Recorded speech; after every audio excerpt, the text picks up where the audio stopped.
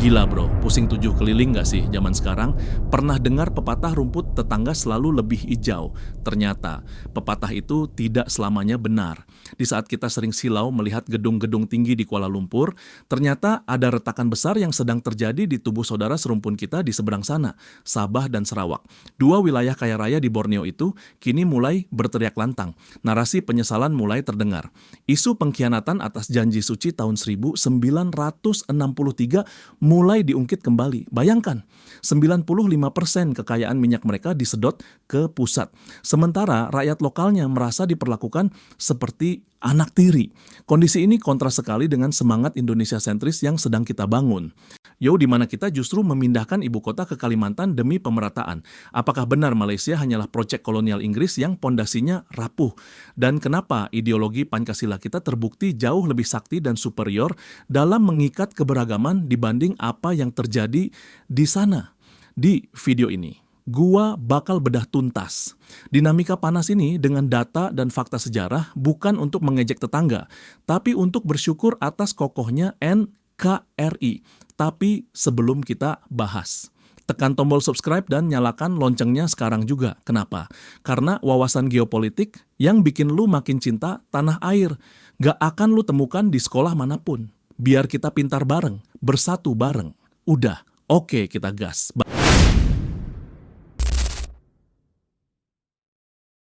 Bagian 1. Janji suci yang retak dan jawaban Indonesia. Membangun dari pinggiran bukan sekadar slogan. Oke bro, tarik napas panjang. Dan mari kita duduk tenang. Pembahasan kita kali ini bukan untuk menertawakan masalah orang lain. Bukan, itu bukan gaya kita. Tapi kita harus berani melihat cermin dari apa yang terjadi di seberang perbatasan Kalimantan kita. Ada sebuah pelajaran sejarah yang sangat mahal harganya. Pelajaran tentang bagaimana sebuah negara mengelola keberagaman dan keadilan wilayah. Judul besar dari babak pertama ini adalah Pengkhianatan Janji Suci versus Komitmen Pemerataan. Kita akan membedah akar masalah kenapa saudara kita di Sabah dan Sarawak merasa dikhianati. Dan di saat yang sama, kita akan melihat bagaimana Indonesia justru sedang mati-matian menebus dosa masa lalu dengan pembangunan yang gila-gilaan di Kalimantan. Ini adalah cerita tentang dua jalan yang berbeda. Jalan sentralisasi yang rapuh dan jalan Indonesia sentris yang kokoh. Mari kita bedah faktanya satu persatu dengan data valid pembangunan nasional terkini. Pertama, cermin retak di tetangga ketika janji hanya tinggal janji. Mari kita bicara jujur soal sejarah pada tahun 1963 saat Federasi Malaysia dibentuk. Ada sebuah kesepakatan agung yang disebut Perjanjian Malaysia atau MA63. Sabah dan Sarawak dibujuk untuk bergabung dengan janji manis. Kalian tidak akan sekadar jadi negara bagian. Kalian adalah mitra setara dengan Semenanjung. Janji itu mencakup otonomi khusus, hak pengelolaan sumber daya, dan jaminan pembangunan yang adil. Tapi apa yang terjadi setelah 6 dekade berlalu? Rakyat di Borneo sana merasa janji itu menguap begitu saja. Mereka melihat minyak mereka disedot, gas mereka diambil. Tapi infrastruktur jalan raya mereka masih tertinggal jauh dibandingkan jalan tol mulus di Kuala Lumpur. Mereka merasa menjadi anak tiri yang cuma dibutuhkan saat pemilu atau saat negara butuh uang minyak. Perasaan ketidakadilan inilah yang memicu narasi penyesalan dan pengkhianatan. Ini adalah peringatan keras bagi negara manapun bahwa persatuan tidak bisa dijaga hanya dengan tanda tangan di atas kertas. Persatuan harus dijaga dengan keadilan sosial. Kedua, Indonesia memutus mata rantai dari Jawa sentris ke Indonesia sentris. Nah, disinilah letak kebanggaan kita sebagai bangsa Indonesia. Kita sadar, kita juga punya dosa masa lalu. Selama puluhan tahun kita terlalu fokus membangun Pulau Jawa. Kita akui itu. Jawa sentris itu nyata. Tapi, kita tidak membiarkan itu jadi borok yang membusuk. Tani Indonesia mengambil langkah berani mati untuk mengubah nasib. Kita tidak cuma pidato soal pemerataan. Kita melakukan aksi nyata yang bikin dunia melongo. Pembangunan Ibu Kota Nusantara atau IKN di Kalimantan Timur. Ini bukan sekadar memindahkan gedung istana, bukan sekadar memindahkan PNS. Ini adalah simbol perubahan paradigma.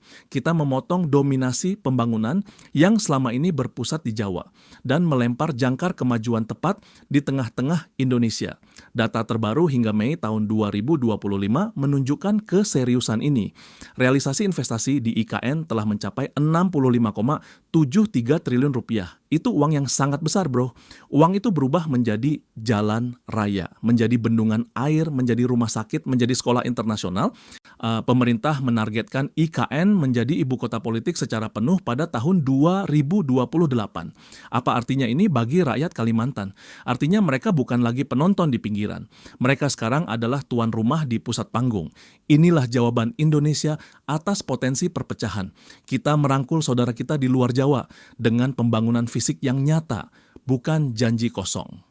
Ketiga, transformasi wajah perbatasan beranda depan yang mewah. Dulu, ada istilah menyakitkan buat wilayah perbatasan kita, halaman belakang. Kesannya kumuh, gelap, tempat buang sampah, tapi hari ini, persepsi itu dibalik 180 derajat. Melalui Badan Nasional Pengelola Perbatasan atau BNPP, Indonesia menjalankan misi sunyi tapi dahsyat.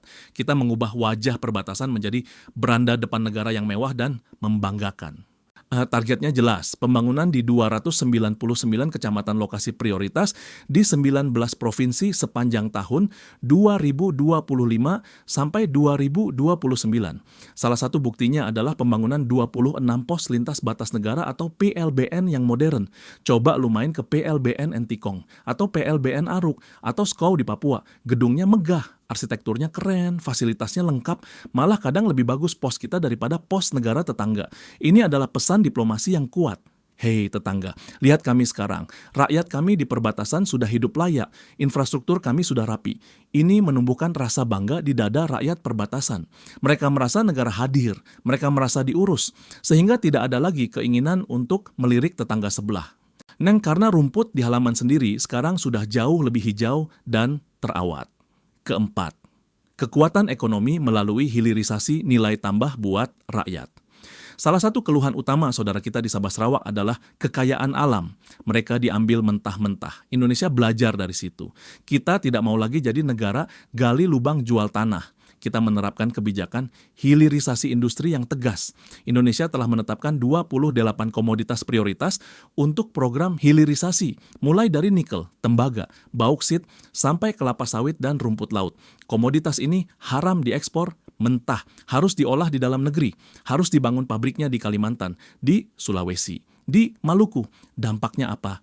Laporan terbaru menyebutkan program hilirisasi industri telah meningkatkan pendapatan negara sebesar 158 triliun rupiah. Uang ini kemana? Uang ini dikembalikan lagi ke rakyat dalam bentuk dana desa, dalam bentuk subsidi kesehatan BPJS, dalam bentuk beasiswa pendidikan. Ini adalah wujud kedaulatan ekonomi. Kita memastikan bahwa kekayaan alam Nusantara dinikmati sebesar-besarnya untuk kemakmuran rakyat Nusantara, bukan untuk kemakmuran bangsa asing. Melalui strategi baru industrialisasi nasional atau SBIN, kita bertekad bertransformasi dari negara pengekspor bahan mentah menjadi negara industri maju. Ini yang membuat fondasi ekonomi kita jauh lebih kuat dan adil dibandingkan tetangga yang masih bergantung pada royalti minyak mentah semata. Kelima, peningkatan kualitas manusia bukan cuma bangun beton. Pembangunan fisik itu penting, tapi pembangunan manusia itu segalanya. Apa gunanya jalan tol mulus kalau rakyatnya sakit-sakitan atau kurang pendidikan? Kabar baiknya, kualitas hidup di wilayah penyangga ibu kota baru terus meningkat tajam. Data Indeks Pembangunan Manusia atau IPM membuktikan itu. Sebagai contoh nyata, IPM di Kalimantan Timur terus mengalami kenaikan. Di daerah seperti Kutai Kartanegara, tempat IKN berada, IPM-nya meningkat dari 75,95 pada tahun 2023 menjadi 77,25 pada tahun 2025 secara nasional. IPM Indonesia pada tahun 2025 mencapai 75,9 NOL. Angka-angka ini bukan sekadar statistik membosankan, bro. Angka ini berarti harapan hidup yang lebih panjang. Angka ini berarti akses pendidikan yang lebih tinggi. Angka ini berarti daya beli masyarakat yang lebih kuat. Ini bukti bahwa pemerataan ekonomi mulai menetes sampai ke bawah. Masyarakat Kalimantan tidak cuma jadi penonton pembangunan IKN, tapi mereka menjadi pelaku. Anak-anak mereka yang akan mengisi kantor canggih di sana nanti. Keenam, analogi keluarga dan meja makan. Gua mau ajak lu merenung dengan sebuah analogi kisah ilustrasi yang sangat emosional dan menyentuh hati. Tentang meja makan keluarga besar. Bayangkan sebuah keluarga besar yang tinggal di rumah yang sangat luas. Dulu, sang ayah selalu menaruh semua makanan enak hanya di meja ruang tamu. Anak-anak yang tinggal di kamar belakang, cuman kebagian sisa-sisa tulang. Atau baunya saja. Lama-lama, anak-anak di belakang mulai ngomel. Ayah tidak adil, ayah pilih kasih. Nah, kalau begini, terus mending aku pindah rumah aja ikut paman sebelah. Sang ayah sadar, dia hampir kehilangan cinta anak-anaknya. Maka sang ayah membuat keputusan besar, dia membongkar sekat-sekat rumah. Dia memindahkan meja makan utama ke tengah-tengah rumah, IKN. Dia memanggil semua anaknya. Nak, mulai hari ini, kita makan di meja yang sama, dengan lauk yang sama. Tidak ada lagi anak emas, tidak ada lagi anak tiri. Daging rendang ini untuk kamu yang di barat. Ikan bakar ini untuk kamu yang di timur. Sayur lodeh ini untuk kamu yang di tengah. Anak-anak itu melihat kesungguhan ayahnya. Mereka melihat ayahnya bekerja keras membangun dapur baru di tengah rumah. Rasa marah itu perlahan hilang, berganti dengan rasa haru dan rasa memiliki. Ternyata ayah sayang sama kita. Ternyata rumah ini memang milik kita bersama, brother. Sur Indonesia sedang melakukan itu sekarang. IKN dan hilirisasi adalah cara kita menata ulang meja makan kebangsaan kita. Supaya tidak ada lagi saudara kita yang merasa lapar di lumbung padi sendiri. Supaya tidak ada lagi narasi menyesal bergabung dengan Ibu Pertiwi. Jadi, apa kesimpulan dari poin pertama ini? Perbandingan antara kondisi di Sabah Sarawak dengan Kalimantan hari ini mengajarkan kita satu hal, bahwa keadilan sosial adalah semen perekat yang paling kuat bagi sebuah negara. Tetangga kita sedang berjuang mengatasi retakan akibat janji yang tidak ditepati. Sementara kita sedang sibuk memperkuat fondasi dengan kerja nyata dan pemerataan. Kita patut bangga, tapi jangan lengah. Perjalanan masih panjang. Semangat gotong royong ini harus terus kita nyalakan. Namun bro, cerita tentang ketimpangan ekonomi ini hanyalah puncak gunung es dari masalah yang lebih dalam. Ada satu lagi perbedaan fundamental yang membuat fondasi Indonesia jauh lebih kokoh dibandingkan tetangga kita, yaitu soal ideologi, soal fondasi jiwa bangsa. Di seberang sana, mereka masih ribut soal siapa tuan rumah asli, masih terjebak dalam politik identitas dan ras yang dilembagakan secara struktural. Sementara di sini, kita sudah selesai dengan perdebatan itu berkat warisan leluhur bernama Pancasila. Bagaimana ideologi ketuhanan Melayu di sana justru menjadi bumerang yang memecah belah warganya sendiri. Dan kenapa Bhinneka Tunggal Ika kita terbukti jauh lebih superior dan visioner dalam menghadapi tantangan masa depan. Di poin kedua nanti, gua bakal bedah benturan ideologi dan rasisme struktural. Siap-siap. Karena fakta selanjutnya akan membuat lu bersujud syukur lahir dan besar di tanah air Indonesia yang toleran ini. Tetap ditarik tuas. Kita kupas sampai akarnya. Oke, kita gas. Bagian 2, sapi perah yang tak pernah kenyang versus keadilan Indonesia sentris saat kekayaan alam kembali ke rumah sendiri. Oke bro, tarik napas panjang lagi. Di bagian pertama tadi, kita sudah bicara soal janji manis yang retak. Soal perasaan menjadi anak tiri di negara sendiri. Sekarang, mari kita masuk ke inti masalah yang paling sensitif. Masalah yang bikin dapur ngebul atau tidak. Uang dan sumber daya alam. Ada istilah kasar tapi nyata yang sering terdengar di seberang perbatasan sana. Istilah itu adalah sapi perah. Bayangkan lu punya sapi, lu yang kasih makan rumput tiap hari, lu yang bersihin kandangnya, lu yang cium bau kotorannya. Tapi begitu sapinya diperah susunya dibawa lari semua ke kota. Lu di desa cuma dapat ampasnya, sakit hati nggak? Pasti sakit. 95% pendapatan minyak dan gas disedot ke pusat. Dipakai buat bangun menara kembar yang megah.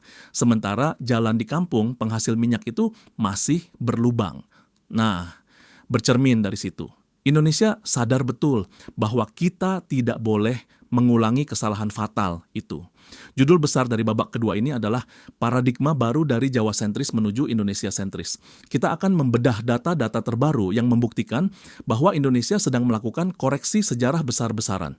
Kita sedang memastikan bahwa sapi perah itu kini menjadi sapi emas yang memakmurkan peternaknya sendiri. Mari kita bedah faktanya satu persatu. Pertama, rekor sejarah investasi luar Jawa menyalip Jawa. Selama puluhan tahun merdeka, ada mitos yang dipercaya banyak orang. Kalau mau kaya, pergilah ke Jawa. Kalau mau bisnis, bukalah di Jawa. Mitos itu membuat pulau lain merasa dianaktirikan. Tapi hari ini, mitos itu resmi runtuh. Data terbaru membuktikan sebuah fenomena ekonomi yang luar biasa. Untuk pertama kalinya dalam sejarah Republik ini, realisasi investasi di luar Pulau Jawa secara konsisten melampaui Pulau Jawa.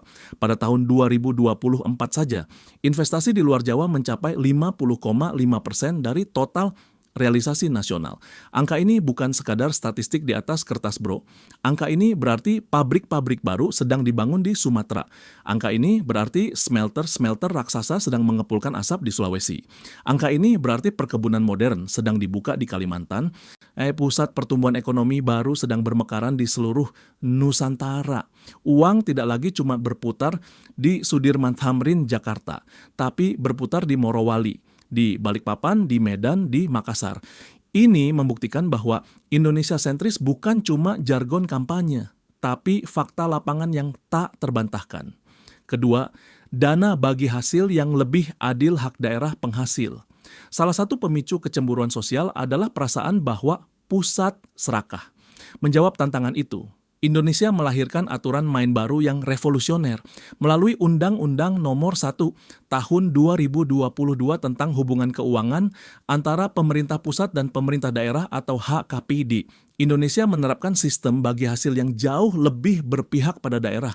Apa bedanya dengan dulu? Dulu uang masuk semua ke Jakarta, baru dibagi-bagi sedikit kayak sedekah. Tada sekarang, daerah penghasil sawit, daerah penghasil tambang mendapatkan porsi dana bagi hasil atau DBH yang lebih besar dan lebih cepat cairnya. Uang hasil keringat bumi daerah langsung dipakai buat bangun jalan desa di daerah itu, buat benerin sekolah di daerah itu. Ini adalah bentuk keadilan. Lu yang punya tanah, lu yang harus nikmati hasilnya duluan. Sistem ini mematikan api-api separatisme karena rakyat daerah merasa dihargai. Mereka merasa menjadi pemilik sah atas kekayaan alam mereka sendiri. Ketiga, hilirisasi pesta di sumber bahan baku. Poin ketiga ini adalah kebanggaan kita yang paling nendang, hilirisasi industri. Dulu, kita gali nikel di Sulawesi, tanahnya kita keruk, kita jual mentah-mentah ke luar negeri. Yang kaya siapa? Negara pembeli yang mengolahnya. Daerah kita cuma dapat lubang bekas tambang. Sekarang, Presiden bilang stop, pabriknya harus dibangun di sini, tepat di sebelah tambangnya. Hasilnya apa?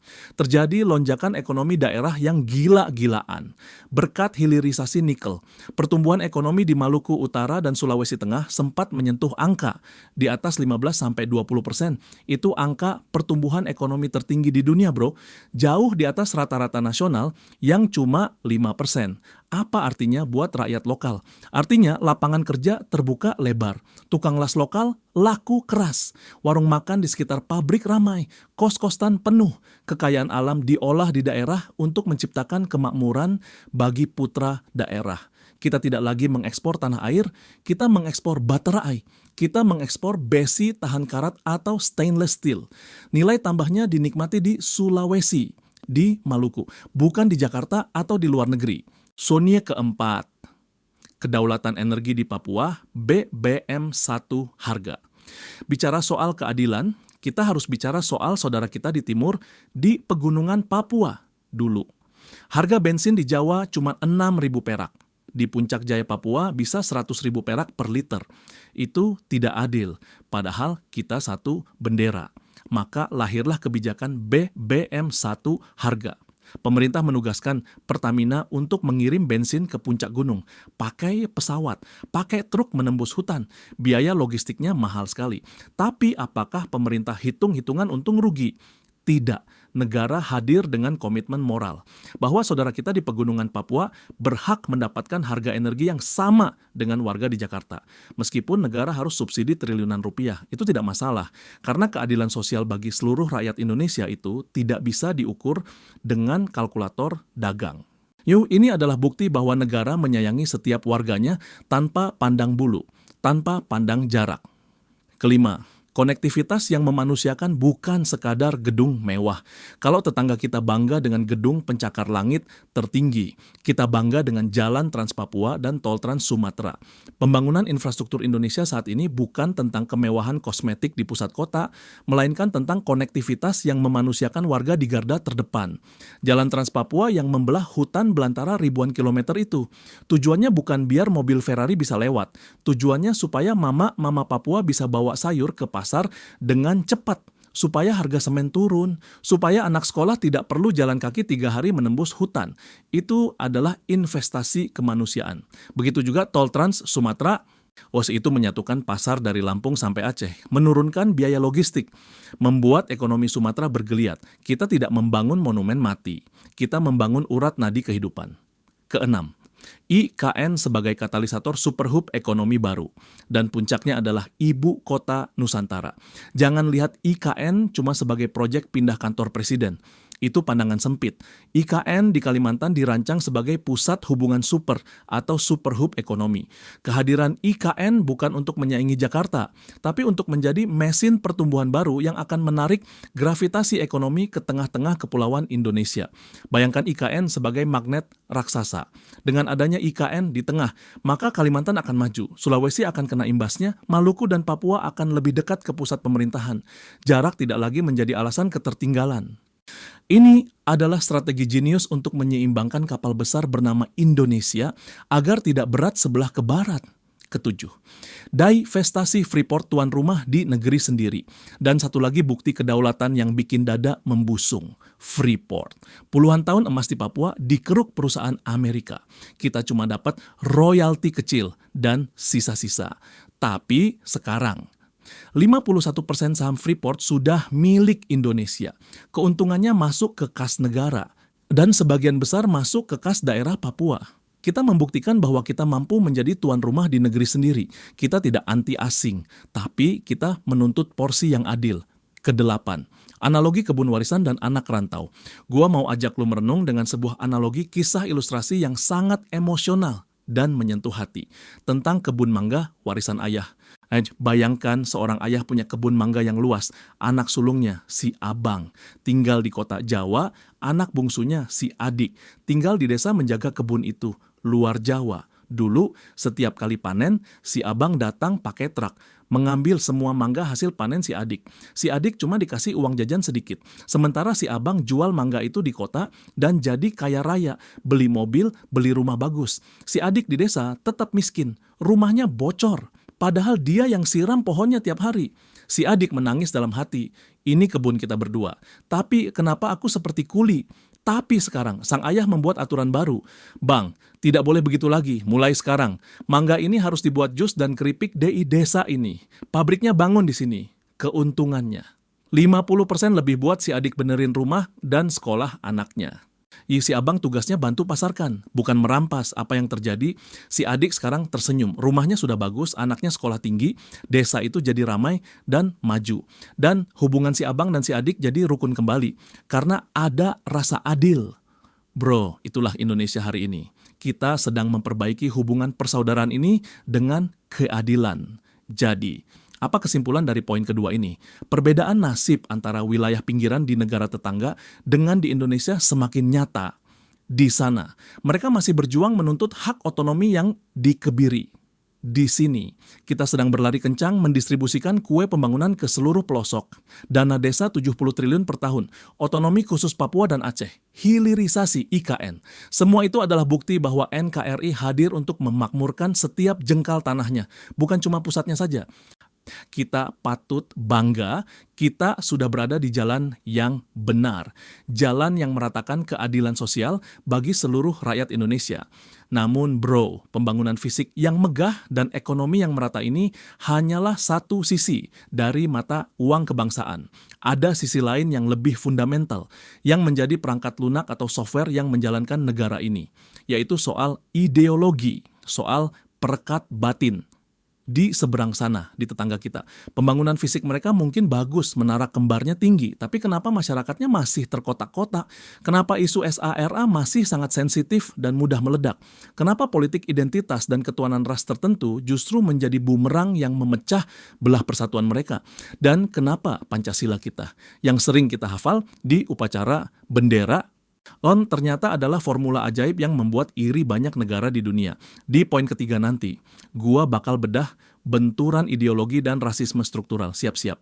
Karena fakta selanjutnya akan membuat lu sadar bahwa Indonesia bukan cuma kaya alamnya, tapi kaya akan kebijaksanaan dalam mengelola perbedaan. Tetap ditarik tuas, kita kupas sampai akarnya. Oke, kita gas.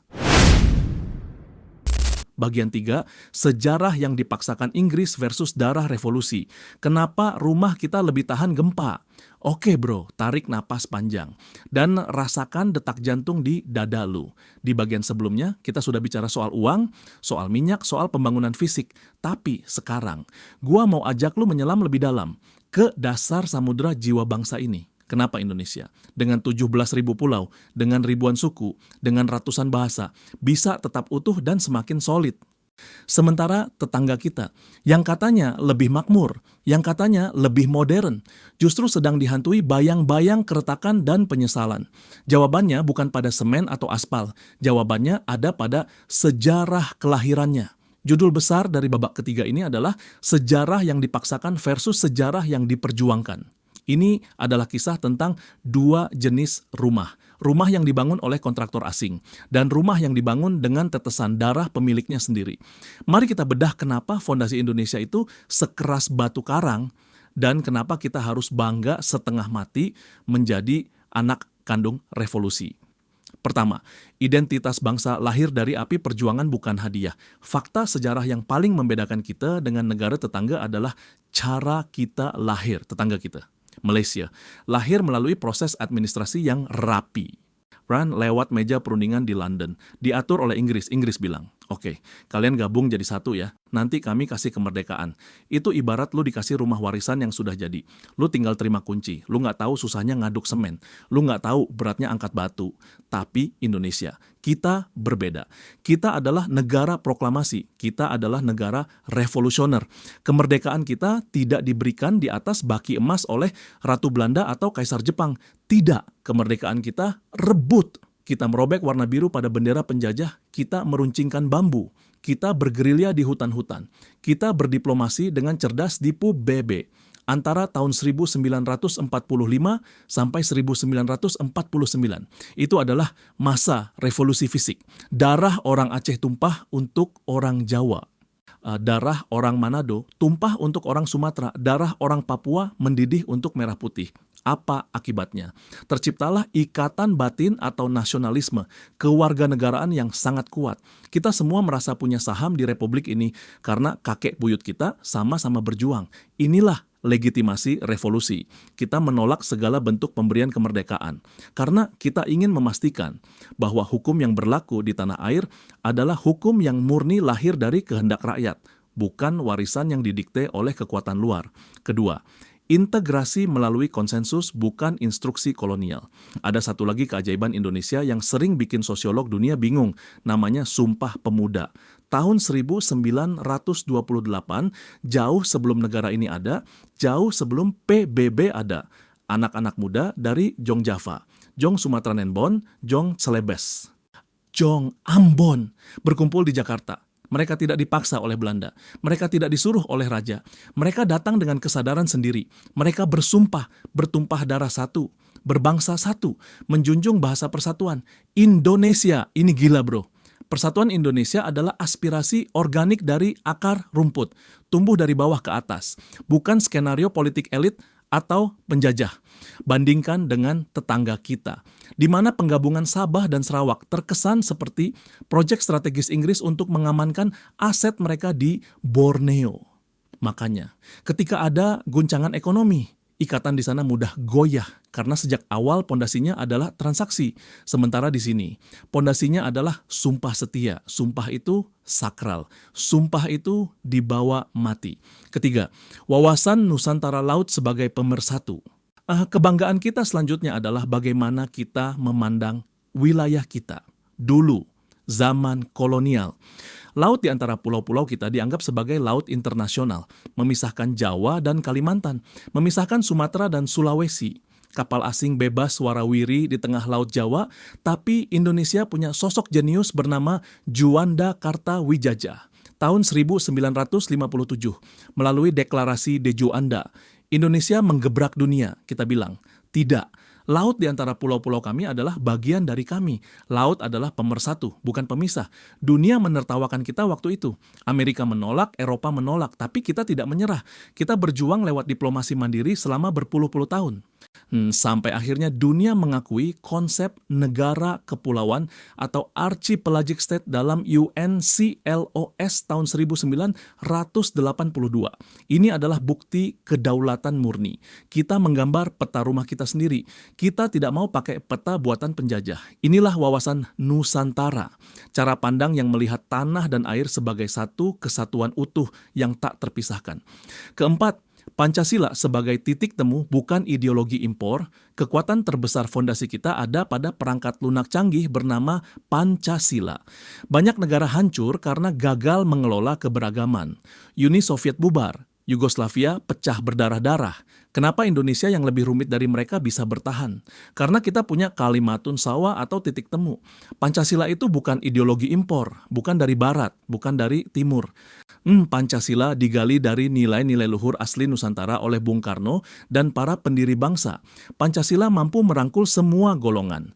Sila pertama menjamin ketuhanan, sila ketiga menjamin persatuan, sila kelima menjamin keadilan. Ini membuat fondasi negara sangat elastis namun kokoh. Ibarat bangunan anti gempa, dia bisa bergoyang saat ada guncangan zaman, tapi dia tidak akan roboh karena akarnya menghujam ke dalam bumi pertiwi sendiri. Kelima, stabilitas yang otentik mekanisme penyembuhan sendiri. Apakah Indonesia tidak pernah punya masalah? Tentu punya. Kita pernah punya konflik di Aceh, di Poso, di Ambon. Tapi lihat bagaimana cara kita menyelesaikannya, kita tidak panggil tentara asing. Kita tidak panggil PBB untuk mengambil alih pemerintahan. Kita selesaikan dengan cara kita sendiri, dengan musyawarah, dengan hati yang besar. Yun, lihat perjanjian Helsinki untuk Aceh. Itu adalah bukti kedewasaan berdemokrasi bangsa sendiri. Mantan kombatan dirangkul, diberi hak berpolitik, dibangunkan daerahnya. Akhirnya damai itu tumbuh karena saling percaya, bukan karena dipaksa senjata asing.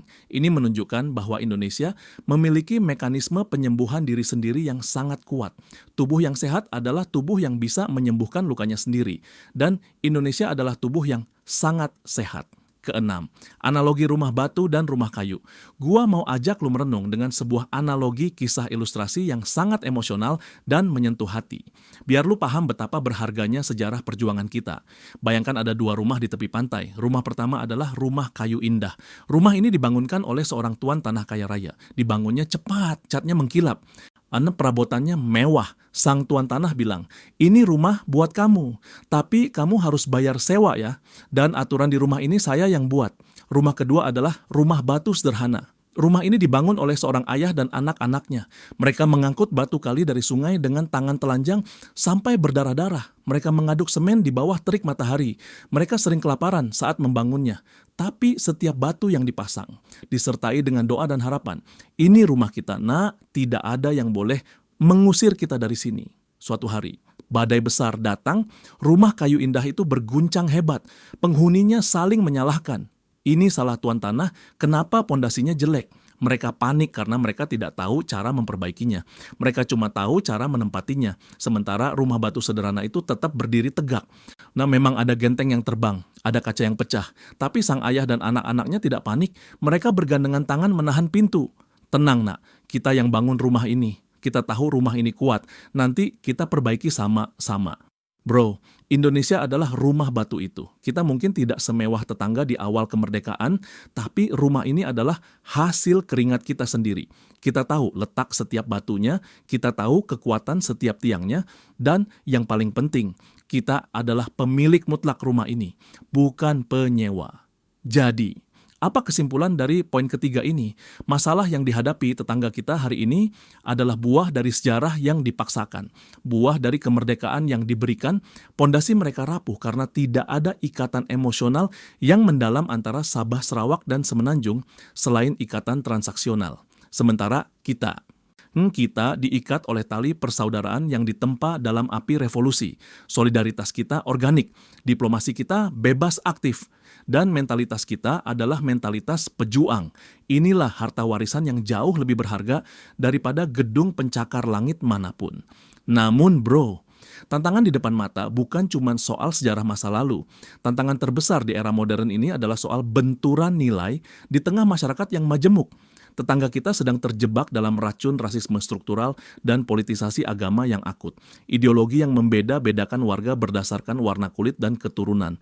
Sementara kita, dengan bangga memegang teguh Bhinneka Tunggal Ika, apakah benar ideologi Pancasila kita ini superior? Dan bagaimana Pancasila menyelamatkan kita dari nasib buruk seperti negara-negara yang pecah karena perang saudara? Di poin keempat nanti, ya gua bakal bedah benturan ideologi rasisme versus Pancasila. Siap-siap. Karena fakta selanjutnya akan membuat lu sadar bahwa Indonesia adalah laboratorium kerukunan yang paling sukses di muka bumi. Dan dunia mulai melirik kita untuk belajar caranya bersatu.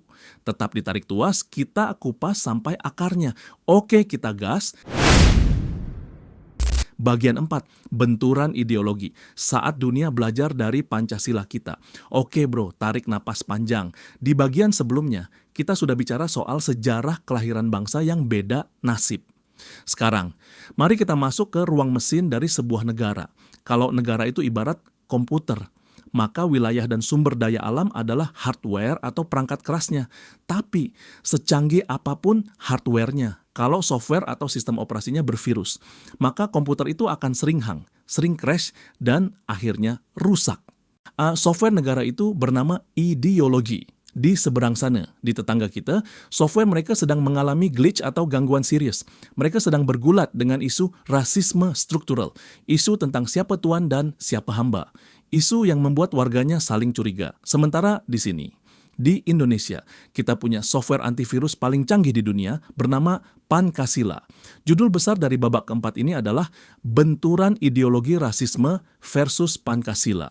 Mari kita bedah kenapa sistem ketuanan di sana menjadi bumerang dan kenapa sistem kesetaraan di sini menjadi kunci kejayaan masa depan. Pertama, kesetaraan tanpa kasta etnis di sini semua adalah tuan. Ini adalah perbedaan paling mencolok yang harus kita syukuri di negara tetangga. Konstitusi mereka secara eksplisit membedakan warga negara berdasarkan ras. Ada hak istimewa untuk ras tertentu. Dan ada pembatasan untuk ras lain. Ada konsep ketuanan, ada yang jadi tuan rumah, ada yang dianggap penumpang.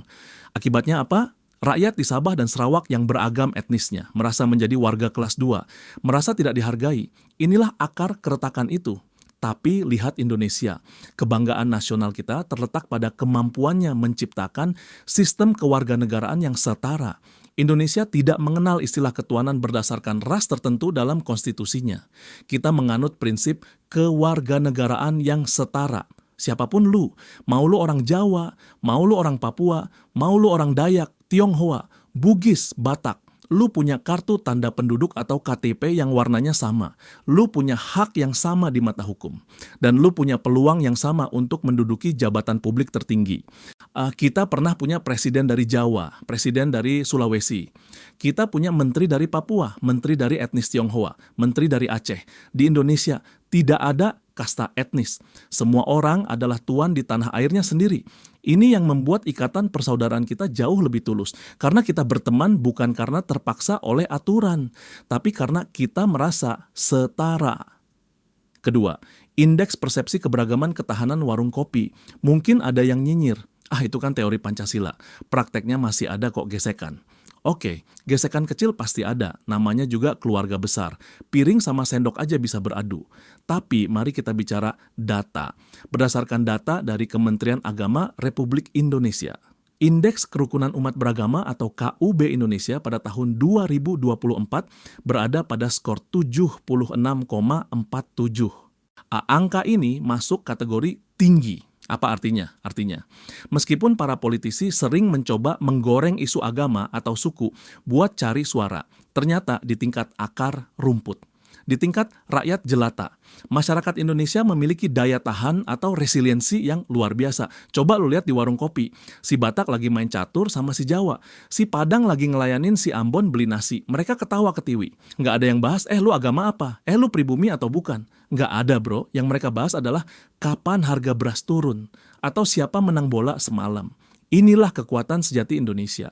Politik identitas mungkin laku di media sosial, tapi tidak laku di warung kopi. Rakyat kita sudah cerdas, kita sudah kenyang dengan konflik masa lalu, dan kita memilih untuk bersatu.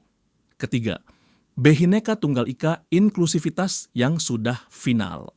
Dan konsep persatuan Indonesia dalam sila ketiga Pancasila adalah sebuah kesepakatan luhur. Ini adalah konsensus final bahwa mayoritas melindungi minoritas dan minoritas menghormati mayoritas dalam bingkai kebangsaan. Salah satu bukti nyata kemajuan kita adalah pengakuan hak adat.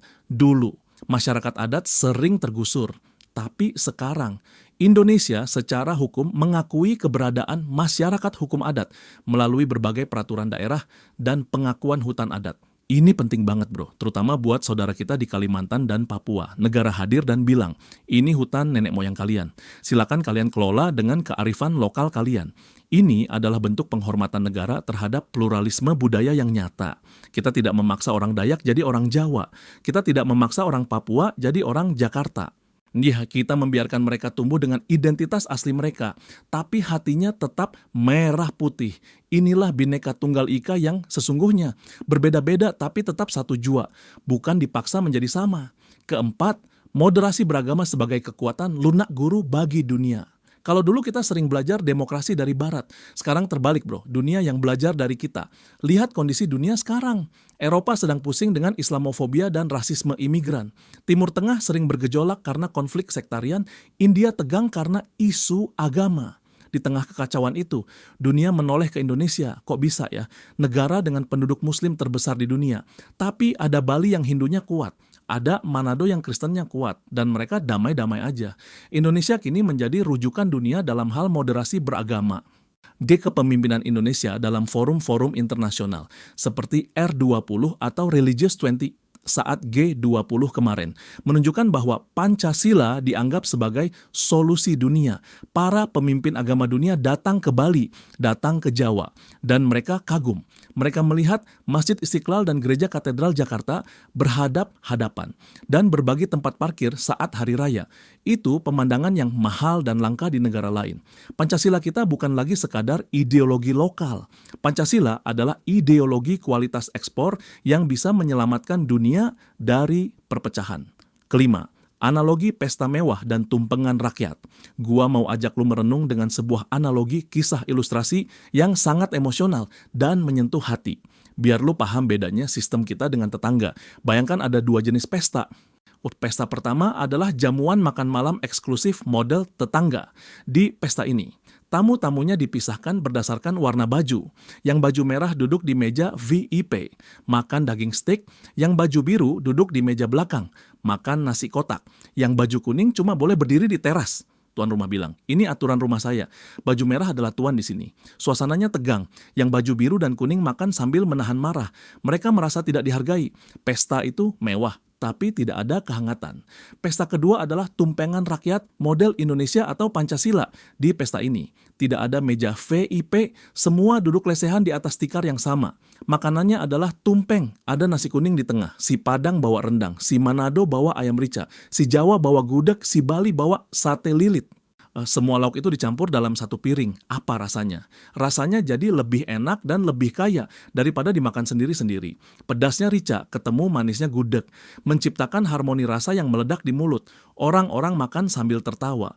Tidak peduli warna bajunya apa. Karena mereka sadar, keberagaman lauk itulah yang membuat tumpeng itu istimewa. Bro, Indonesia adalah tumpengan rakyat itu. Pancasila adalah tikar tempat kita duduk bersama. Bhinneka Tunggal Ika adalah cara kita mencampur lauk pauk budaya. Itu menjadi kekuatan. Kita tidak memandang perbedaan sebagai ancaman, kita memandang perbedaan sebagai bumbu penyedap. Tanpa Papua, Indonesia kurang lengkap. Tanpa Aceh, Indonesia kurang sedap. Tanpa Tionghoa, Indonesia kurang gurih. Semuanya punya peran, semuanya punya rasa. Jadi, apa kesimpulan dari poin keempat ini? Geng, sementara tetangga kita sibuk memperdebatkan siapa yang lebih berhak atas negara, siapa yang asli dan siapa yang pendatang. Indonesia sudah selesai dengan materi itu 80 tahun yang lalu. Kita sudah naik kelas. Kita tidak lagi bicara soal suku, agama, ras, dan antar golongan. Kita bicara soal prestasi, soal karya, soal kontribusi. Inilah yang membuat fondasi sosial kita jauh lebih stabil. Investor asing pun melihat ini, oh di Indonesia aman, nggak bakal ada kerusuhan rasial kayak di tempat lain, rakyatnya santuy, rakyatnya toleran. Stabilitas sosial ini adalah modal ekonomi yang tak ternilai harganya. Namun bro, di saat tetangga kita sibuk dengan konflik internalnya, sibuk dengan keretakan wilayahnya, dan sibuk dengan isu rasismenya. Apa dampaknya bagi posisi mereka di kawasan Asia Tenggara atau ASEAN? Ya dulu mereka dianggap sebagai macan Asia, dulu mereka dianggap pemimpin, tapi sekarang tetangga mulai ragu, ASEAN mulai gerah. Ditambah lagi ada kasus-kasus memalukan di dunia olahraga yang mencoreng wajah mereka di mata internasional. Sanksi FIFA, kerusuhan supporter. Sementara Indonesia, diam-diam tapi pasti, semakin solid dan siap mengambil alih kemudi. Bagaimana peta kekuatan ASEAN bergeser drastis, dan kenapa Indonesia kini menjadi satu-satunya harapan stabilitas di kawasan ini. Di poin kelima sekaligus penutup nanti, gua bakal bedah ASEAN mulai gerah Indonesia memimpin, siap-siap buat penutup yang bakal membakar semangat nasionalisme lu sampai ke ubun-ubun. Tetap ditarik tuas, kita kupas sampai akarnya. Oke, kita gas. Bagian 5, ketika tetangga sibuk ribut, Indonesia sibuk memimpin, saatnya Garuda terbang tinggi. Oke bro. Ya, kita sudah sampai di garis finish. Kita sudah keliling jauh banget. Dari membahas janji yang retak di Borneo, masalah sapi perah minyak, sejarah yang dipaksakan, sampai benturan ideologi rasisme di tetangga sebelah. Sekarang, mari kita tarik kesimpulan terbesar dari semua fenomena ini. Apa dampaknya bagi posisi Indonesia di mata dunia? Dan khususnya di mata saudara-saudara kita di ASEAN. Ada sebuah pergeseran tektonik geopolitik yang sedang terjadi secara senyap tapi pasti. Dulu, mungkin tetangga kita dianggap macan Asia. Mereka dianggap lebih modern, lebih stabil, lebih maju.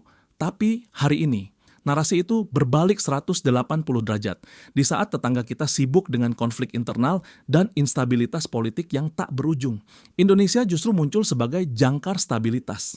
Ya, sebagai pemimpin alami yang membuat kawasan ini tetap tenang. Judul besar penutup ini adalah Kebangkitan Sang Pemimpin Indonesia Memegang Kemudi ASEAN. Mari kita bedah visi besar ini dan kenapa sekarang dunia lebih percaya menaruh uangnya dan harapannya di Jakarta, bukan lagi di tetangga sebelah. Pertama, jangkar stabilitas di tengah badai, dunia sedang tidak baik-baik saja bro, perang di Eropa, ketegangan di Laut Cina Selatan, krisis ekonomi global. Dalam situasi kacau begini, investor dan negara-negara besar mencari tempat sandaran yang aman, dan mereka menemukan sandaran itu bernama Indonesia. Kebanggaan nasional kita terletak pada stabilitas politik dan ekonomi yang kokoh. Kita berhasil mentransformasi diri menjadi jangkar stabilitas atau anchor of stability di Asia Tenggara. Buktinya apa? Lihat keberhasilan kita menyelenggarakan pemilu 2024 secara damai. Transisi pemerintahan berjalan sangat mulus. Tidak ada kerusuhan, tidak ada kudeta, tidak ada drama ganti Perdana Menteri berkali-kali dalam setahun seperti di tetangga sebelah. Kematangan demokrasi kita ini adalah aset mahal, investor global melihat ini. Wah, Indonesia stabil, aturannya jelas, keamanannya terjamin. Makanya mereka berbondong-bondong menanamkan modal di sini. Sementara di negara tetangga yang politiknya masih gonjang-ganjing, investor mulai ragu, nanti kalau saya tanam modal. Terus aturannya berubah lagi gimana? Stabilitas adalah mata uang paling berharga di era modern. Dan kita punya banyak stoknya. Kedua, pusat pertumbuhan dunia selama keketuaan ASEAN. Yang Indonesia berhasil memperkuat posisi kawasan melalui pandangan ASEAN tentang Indo-Pasifik atau ASEAN Outlook on the Indo-Pacific. Bahasa gampangnya begini, Indonesia memastikan ASEAN tetap menjadi pusat pertumbuhan ekonomi dunia atau epicentrum of growth, bukan sekadar arena persaingan kekuatan besar antara Amerika dan China. Kita bilang ke dunia, hey, kalau kalian mau cari untung, datang ke ASEAN, dan pintu gerbangnya adalah Indonesia. Data ekonomi membuktikan ketangguhan kita. Di tengah isu resesi di berbagai belahan dunia, ekonomi Indonesia tetap tumbuh stabil di angka 5%. Ini angka yang seksi banget buat ukuran negara sebesar kita. Pertumbuhan ini bukan kebetulan. Ini didorong oleh konsumsi domestik yang kuat dan kebijakan hilirisasi yang mulai membuahkan hasil nyata. Dan ingat pembahasan kita di part 2 soal investasi luar Jawa yang menyalip Jawa. Itu adalah motor penggerak baru yang bikin mesin ekonomi kita tidak bisa direm. Kita bukan lagi pengikut, kita adalah mesin penggerak kawasan. Ketiga, transformasi sepak bola dan manajemen prestasi wajah baru Indonesia.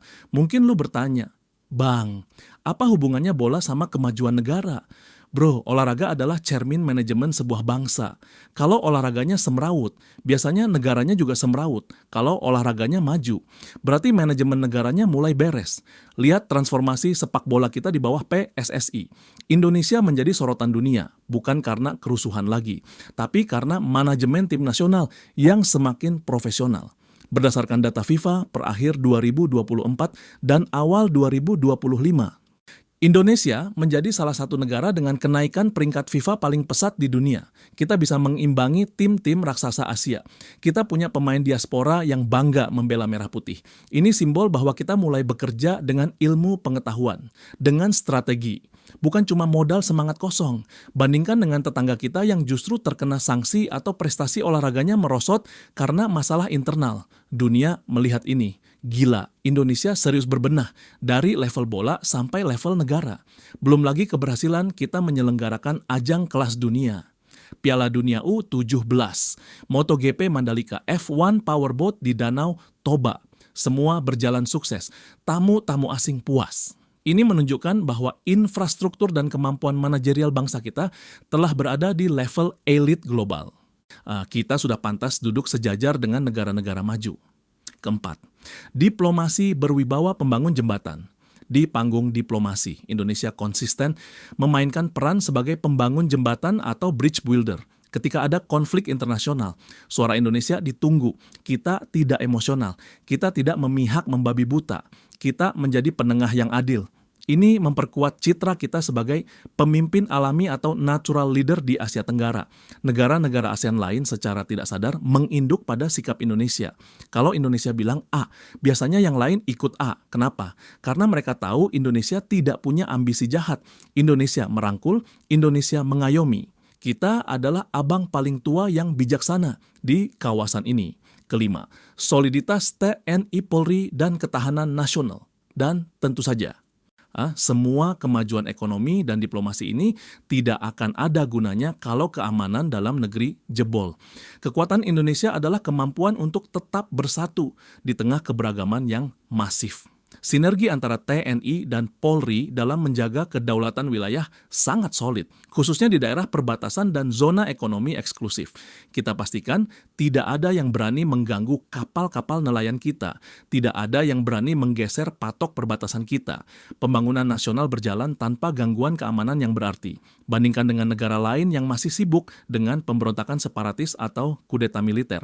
Kita patut bersyukur, kita bisa tidur nyenyak karena ada pagar betis yang menjaga rumah kita. Keenam, analogi kapal besar dan badai samudera. Gua mau ajak lu merenung dengan sebuah analogi kisah penutup yang sangat emosional, yang merangkum seluruh jiwa dari serial ini, tentang kapal Nusantara dan badai samudera. Bayangkan samudera global sedang diamuk badai besar, ombaknya setinggi gunung, anginnya kencang. Di samudera itu, ada banyak kapal yang sedang berlayar, ada kapal tetangga yang terlihat mewah dari luar, tapi di dalamnya penumpangnya sedang berkelahi. Mereka berebut siapa yang jadi nahkoda. Mereka saling menyalahkan kenapa kapal bocor. Akibatnya, kapal itu terombang-ambing, nyaris karam, penumpangnya mabuk laut dan ketakutan. Sementara di sebelahnya ada kapal induk besar bernama Indonesia. Kapal ini mungkin belum semewah kapal pesiar. Ada cat yang terkelupas di sana-sini. Tapi, lihatlah ke atas geladaknya, 280 juta awak kapalnya sedang bekerja dalam harmoni, ada yang mendayung di Papua, ada yang menambal layar di Jawa, ada yang memegang kompas di Kalimantan, ada yang memasak di Sumatera, ada yang menjaga mesin di Sulawesi. Mereka semua bergerak dalam satu irama, gotong royong. Sang nahkoda berdiri tegak di anjungan, memegang kemudi dengan mantap. Matanya menatap tajam ke depan menembus badai. Kapal besar itu membelah ombak dengan gagah, tidak goyah sedikit pun. Kapal-kapal kecil di sekitarnya melihat dengan kagum, dan akhirnya memilih untuk berlindung di balik badan kapal Indonesia agar selamat dari badai. Brother, itulah posisi kita hari ini. Kita adalah kapal penyelamat itu. Di saat tetangga kita sibuk dengan keretakan, kita sibuk memperkuat persatuan.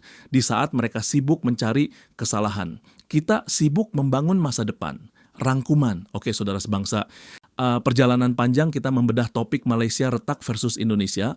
Bangkit sudah sampai di puncaknya. Mari kita kunci 5 poin emas yang sudah kita bedah tuntas. Biar lu ingat terus pesan penting ini. Pertama, janji yang retak. Tetangga kita punya PR besar soal pemerataan wilayah yang membuat saudara mereka merasa dikhianati. Sementara kita menjawabnya dengan IKN dan pembangunan Indonesia sentris. Kedua, sapi perah versus hilirisasi. Mereka menyedot kekayaan daerah ke pusat. Kita memaksa kekayaan alam diolah di daerah agar rakyat lokal sejahtera. Ketiga, sejarah yang dipaksakan. Fondasi mereka rapuh karena warisan kolonial. Fondasi kita kokoh karena warisan darah revolusi dan sumpah pemuda.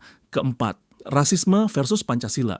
Mereka terjebak politik identitas, kita bangga dengan kesetaraan dan toleransi yang sudah final. Kemudian kelima, pemimpin baru di saat mereka goyah. Indonesia muncul sebagai jangkar stabilitas dan mesin pertumbuhan ekonomi yang memimpin ASEAN. Benang merahnya jelas, jangan lagi merasa rendah diri. Rumput tetangga mungkin terlihat hijau dari jauh, tapi ternyata rumput itu sintetis dan akarnya rapuh. Sementara rumput di halaman kita adalah rumput asli yang akarnya menghujam kuat ke bumi. Hijau subur karena disiram keringat kerja keras kita sendiri. Sekarang, gua mau lempar tantangan terakhir buat lu semua. Pertanyaan serius buat menguji visi masa depan lu. Melihat fakta bahwa Indonesia kini sedang berlari kencang meninggalkan masalah-masa lalunya. Apa harapan terbesar lu buat bangsa ini di tahun 2045 nanti? Saat Indonesia emas. Pilihan A, menjadi negara adikuasa baru. Yang ekonominya masuk 4 besar dunia dan militernya disegani. Atau pilihan B, menjadi negara paling bahagia yang rakyatnya makmur, adil, gemah ripah lo jinawi. Tidak ada lagi orang miskin. Mana impian lu? Atau lu mau dua-duanya? Tulis jawaban lu dengan lantang di kolom komentar di bawah. Tulis Indonesia Emas atau Indonesia Raya beserta doa terbaik lu. Gua pengen lihat kolom komentar ini meledak dengan energi positif dan optimisme yang membara, biar dunia baca bahwa rakyat Indonesia itu optimis. Terakhir, gua minta tolong satu hal sederhana tapi berdampak besar. Hantam tombol like kalau video ini berhasil membuat lu bangga menjadi pemegang KTP Indonesia. Dan pastikan lu sudah tekan tombol subscribe channel ini. Tarik tuas beserta loncengnya. Kenapa? Karena di channel ini kita tidak jualan gosip murahan. Kita jualan harga diri bangsa. Kita jualan wawasan geopolitik. Mari kita jaga rumah kita. Mari kita dukung saudara serumpun kita dengan doa agar mereka juga bisa bangkit. Tapi yang utama, mari kita pastikan Garuda terbang paling tinggi. Terima kasih sudah menonton sampai detik ini. Lu semua adalah nahkoda bagi masa depan Indonesia. Sampai jumpa di video selanjutnya dengan pembahasan yang lebih tajam dan membakar semangat. Jayalah negeriku, jayalah bangsaku. Tarik tuas untuk Indonesia.